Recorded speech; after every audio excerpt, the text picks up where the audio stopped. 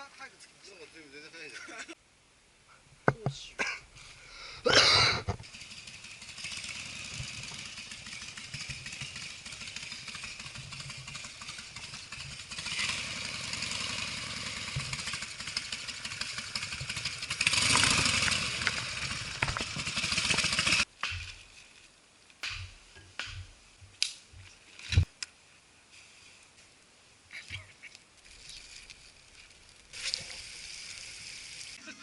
やってみ？多分跳ねる。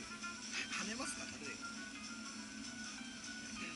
果たして豚汁と呼べるのか。水入んねえじゃんか。はい？水入るスペースねえじゃんか。味噌？俺の絶対焼けねえし。この距離感が遠赤外線的な。俺のも焦げてきました。割り箸焼けて落ちればいいのに。最悪。うわ、うまそうや。鍋があ、そうだ、もうさ、まだあと1本あります。真っ黒ですよ。黒人だよ。真っ黒ですよ。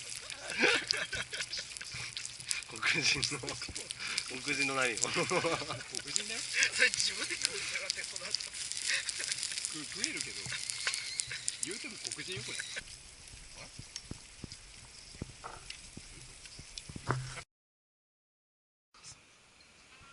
あ、綺麗ですね。取ったら隠れだよ。